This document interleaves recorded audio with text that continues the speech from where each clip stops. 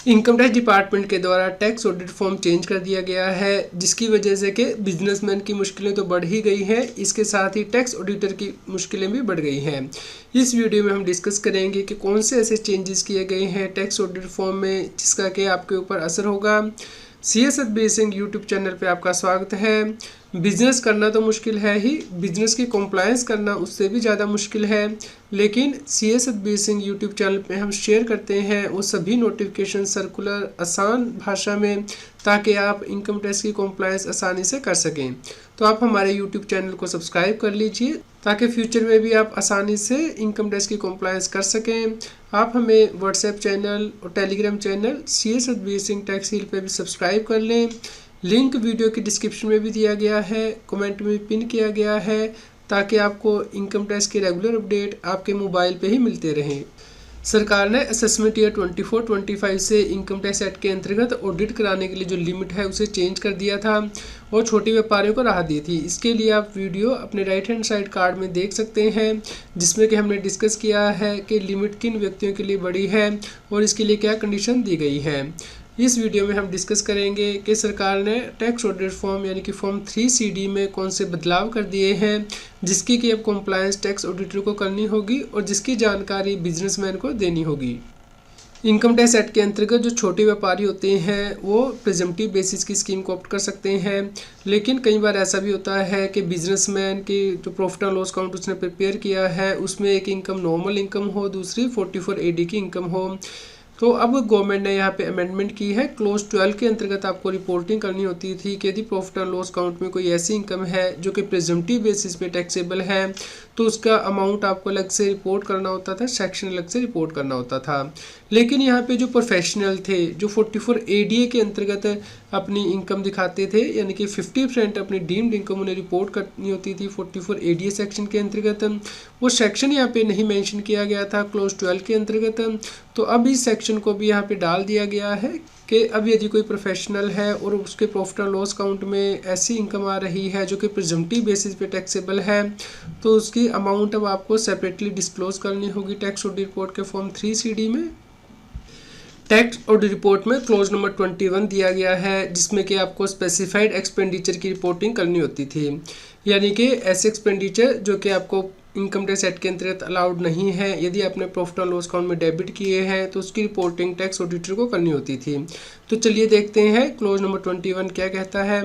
तो ये क्लोज कहता था कि यदि कोई एक्सपेंडिचर जो कि capital, personal, advertising expenditure extra से रिलेटेड है वो डेबिट किया गया है P&L में, तो इसकी रिपोर्टिंग करनी होती थी। यहाँ पे पर्टिकुलर अमाउंट भी बताना होता था।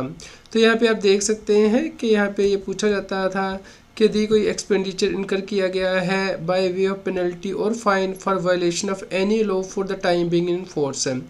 अब इस हेडिंग को चेंज कर दिया गया है और इसकी जगह नई हेडिंग को डाला गया है। तो अब जो वर्ड यहाँ पे डाले गए हैं वो expenditure for any purpose which is an offence और इज प्रोहिबिटेड बाय लॉ और expenditure by way of penalty और fine for violation of any law enacted in India और आउटसाइड इंडिया। इस प्रकार यदि आपने किसी लॉ की वायलेशन की है, भले ही भारत में की हो या फिर भले ही भारत से बाहर की हो, और उसके लिए आपने कोई भी खर्चा किया है तो उसकी रिपोर्टिंग अब टैक्स ऑडिटर को करनी होगी क्लोज नंबर 21 के अंतर्गत। यदि कोई व्यक्ति किसी लॉ की वायलेशन करता था और उसकी वजह से उसे कोई पेनल्टी या फाइन लगता था, उसकी रिपोर्टिंग सेपरेट करनी होती थी क्लोज 21 के अंतर्गत। और यदि कोई और पेनल्टी और फाइन पे किया गया है लेकिन वायलेशन नहीं है लॉ के अंतर्गत तो उसकी रिपोर्टिंग सेपरेट थी टैक्स ऑडिट रिपोर्ट के क्लोज 21 के अंतर्गत। अब इसके बाद एक और जो रो है वो ऐड की गई है, यानी कि कंपाउंडिंग ऑफेंस के लिए। तो यदि ऑफेंस को कंपाउंड किया जाएगा और उसके लिए आप कोई एक्सपेंडिचर इनकर करेंगे, भले ही भारत में करें भले ही भारत से बाहर करें, तो उसकी रिपोर्टिंग भी अब आपको देनी होगी। चलिए देखते हैं जो नई रो इंसर्ट की गई है।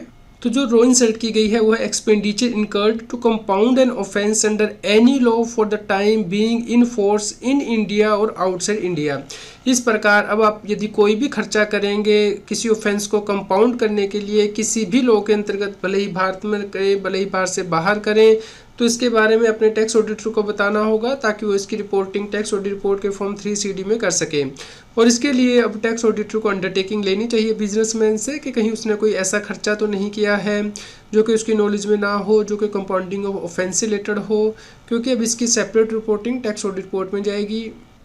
टैक्स ऑडिट रिपोर्ट में को बहुत ही ज़्यादा महत्वपूर्ण बदलाव किया गया है, तो उसे डिस्कस करने से पहले मैं ये ऑलरेडी जो क्लोज टैक्स ऑडिट रिपोर्ट में दिया गया था उसे डिस्कस करता हूँ। जैसे कि आप स्क्रीन पे देख पा रहे हैं, यहाँ पे टैक्स ऑडिट रिपोर्ट में था expenditure incurred for any purpose which is an offence और which is prohibited by law. तो क्योंकि अभी से ऊपर क्लोज में कवर हमने कर लिया है तो अब इसलिए इसे सब्स्टिट्यूट कर दिया गया है और इसकी जगह नए क्लोज को इंसर्ट किया गया है, जो कि बहुत ही ज़्यादा महत्वपूर्ण है और जिसका कॉम्प्लायंस करना बहुत ही ज़्यादा मुश्किल होगा बिजनेसमैन के लिए भी और टैक्स ऑडिटर के लिए भी। तो चलिए इसे डिस्कस करते हैं। तो अभी यहाँ पे नए वर्ड जो है वो डाल दिए गए हैं, expenditure incurred to provide any benefit और perquisite in whatsoever form to a person whether or not carrying on business or exercising a profession and acceptance of such benefit or perquisite by such person is in violation of any law or rule or regulation or guidelines as the case may be for the time being in force governing the conduct of such person। तो इस प्रकार यदि आप कोई benefit या perquisite provide करेंगे किसी भी व्यक्ति को, चाहे वो बिजनेस या प्रोफेशन कर रहा हो या फिर ना कर रहा हो, जहाँ पे कि जिस व्यक्ति को आप ये प्रोवाइड कर रहे हैं उसे लेने के लिए एलिजिबल ही नहीं है। मान लीजिए आप किसी डॉक्टर को कोई कार गिफ्ट करते हैं क्योंकि आप फार्मास्यूटिकल कंपनी चलाते हैं, तो डॉक्टर यहाँ पे इस प्रकार की जो गिफ्ट है वो नहीं ले सकता है कि वो आपके प्रोडक्ट को प्रमोट करें। तो इस प्रकार यदि आप इस प्रकार का कोई भी एक्सपेंडिचर इनकर करेंगे तो इसके बारे में आपको टैक्स ऑडिटर को बताना होगा और टैक्स ऑडिटर को इसकी रिपोर्टिंग करनी होगी टैक्स ऑडिट रिपोर्ट में। अब ये कहना तो बहुत ज़्यादा मुश्किल है कि भाई जो एक्सपेंडिचर इनकर किया गया है उस व्यक्ति के ऊपर क्या वो उसे लेने के लिए एलिजिबल था या नहीं था। तो इसके बारे में टैक्स ऑडिटर को कैसे पता होगा? क्या वो हर व्यक्ति के पास जाके पूछेगा कि भाई आपने जो पैसा लिया है या आपके ऊपर जो खर्चा किया गया है क्या आप के लिए वो एलिजिबल था लेने के लिए या खर्च करने के लिए? तो इसकी कंप्लायंस बहुत ज़्यादा डिफ़िकल्ट होने वाली है। तो आप इसके लिए भी अंडरटेकिंग ले सकते हैं बिजनेसमैन से कि कहीं उसने कोई ऐसा खर्चा तो नहीं किया है जो कि सामने वाला व्यक्ति जो कि रिसीव कर रहा है उससे वो लेने के लिए एलिजिबल ना हो। यहाँ पे हम आपको बता दें कि यदि कोई बेनिफिट या परक्विजिट किसी बिजनेसमैन के द्वारा प्रोवाइड किया जाता है, जैसे डीलर के लिए कोई होटल बुक करा दिया है, तो उस केस में टीडीएस काटने के बाद ही ये परक्विजिट प्रोवाइड किया जा सकता है। 10% टीडीएस करता है और जिस व्यक्ति को बेनिफिट या परक्विजिट दिया गया है उसे की ये बिजनेस इनकम होती है, उसे बिजनेस के अंतर्गत इसे टैक्सेबल करना होता है। इसके ऊपर आप वीडियो दे सकते हैं tax on benefits and perquisite, जो कि राइट हैंड साइड कार्ड में दी गई है।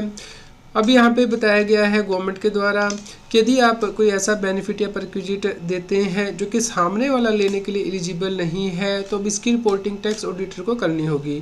तो इसके लिए अब आपको अपने क्लाइंट को पहले ही इन्फॉर्म कर देना है कि उसे ऐसे एक्सपेंडिचर की लिस्ट भी चाहिए जो कि सामने वाला व्यक्ति लेने के लिए एलिजिबल नहीं था और इसे आपको अकॉर्डिंग टू द गाइडलाइन जो है चेक करना है और टैक्स ऑडिट रिपोर्ट में रिपोर्ट करना है। एमएसएमई की पेमेंट से रिलेटेड भी टैक्स ऑडिट रिपोर्ट में नया बदलाव कर दिया गया है। यदि आप माइक्रो या फिर स्मॉल एंटरप्राइज को टाइमली पेमेंट नहीं करते हैं तो उस केस में आपका खर्चा डिसअलाउ कर दिया जाएगा। इसके ऊपर आप complete video right hand side top corner में देख सकते हैं। और क्या ट्रेडर को भी एप्लीकेबल होगा, इसके ऊपर भी आप video right hand side card में देख सकते हैं। तो अब टैक्स ऑडिट रिपोर्ट में चेंज किया गया है। पहले लोगों को एक कन्फ्यूज़न था कि शायद ये डेट एक्सटेंड होगी कि आप एमएसएमई को यदि टाइमली पेमेंट नहीं करते हैं तो खर्चा मिल जाएगा, लेकिन ऐसा नहीं है। टैक्स ऑडिट रिपोर्ट में चेंज कर दिया गया है। अब टैक्स ऑडिटर को रिपोर्ट करना होगा कि यदि माइक्रो एंड स्मॉल एंटरप्राइज को टाइमली पेमेंट नहीं की है तो सेक्शन 43B क्लोज एच के अंतर्गत कितना एक्सपेंसिव डिसअलाउड है। तो ये section 43B income tax act का जो कि ये कहता था कि खर्चे की डिडक्शन आपको एक्चुअल पेमेंट के बेस पे ही मिलेगी। यहाँ पे सब क्लोज एच दिया गया था जो कि 1 अप्रैल 2024 यानी कि असेसमेंट ईयर 24-25 ऑनवर्ड्स एप्लीकेबल है। तो यदि कोई भी सम पेबल है माइक्रो एंड स्मॉल इंटरप्राइज को beyond the time limit specified in micro and small and medium enterprise development act, तो उस केस में तभी मिलेगा जिस साल में आप इसकी पेमेंट करेंगे। तो इस क्लोज को अब टैक्स ऑडिट रिपोर्ट में डाल दिया गया है। तो आप यदि टैक्स ऑडिट रिपोर्ट का क्लोज नंबर 26 देखते थे तो वहाँ पे 43B के क्लोज ए से क्लोज जी तक के जो एक्सपेंसेस थे उनकी डिटेल आपको देनी होती थी कि प्री एग्जिस्टिंग लाइबिलिटी क्या थी, फर्स्ट डे पे कितना पे किया गया है, नॉट पे ड्यूरिंग द प्रीवियस ईयर या फिर जो प्रीवियस ईयर में इनकर किए गए हैं और रिटर्न फाइलिंग करने से पहले पे किए गए हैं या नहीं पे किए गए हैं। तो अब यहाँ पे 43B क्लोज एच को भी डाल दिया गया है। इस प्रकार MSME को यदि आप टाइमली पेमेंट नहीं करेंगे तो उसकी भी डिटेल अब टैक्स ऑडिटर को क्लोज नंबर 26 के अंतर्गत देनी होगी। इस प्रकार क्लोज नंबर 26 में जहाँ पे वर्ड F और G दिए गए थे उसकी जगह अब नए वर्ड F, G और H जो है वो सब्स्टिट्यूट किए गए हैं। इस प्रकार 43B क्लोज H के अंतर्गत जो MSME को टाइमली पेमेंट नहीं करेंगे तो उसकी डिसअलावेंस टैक्स ऑडिटर को टैक्स ऑडिट रिपोर्ट में रिपोर्ट करनी होगी। इसके अलावा यदि आपकी न्यू मैन्युफैक्चरिंग कोऑपरेटिव सोसाइटी है और आप किसी व्यक्ति के साथ ट्रांजैक्शन करते हैं जिससे कि आपको ऑर्डिनरी प्रॉफिट से ज़्यादा बिजनेस होता है तो उस केस में भी आपको स्पेसिफाइड डोमेस्टिक ट्रांजैक्शन रिपोर्ट करनी होगी। तो ये कंप्लीट नोटिफिकेशन आप रेफ़र कर सकते हैं, वीडियो की डिस्क्रिप्शन में लिंक दिया गया है। उम्मीद करते हैं आपके लिए यह न्यूज़ यूज़फुल रही होगी। कृपया लाइक करें और शेयर करें ताकि सभी लोगों तक ये जानकारी पहुंच पाए और वो इनकम टैक्स की कंप्लायंस कर पाएँ। रेगुलर टैक्स अपडेट के लिए इस चैनल को सब्सक्राइब करें। आप हमें Telegram app CA Satbir Singh Taxheal पर ज्वाइन कर सकते हैं ताकि आप GST और इनकम टैक्स के रेगुलर अपडेट अपने मोबाइल पर ही प्राप्त कर सकें।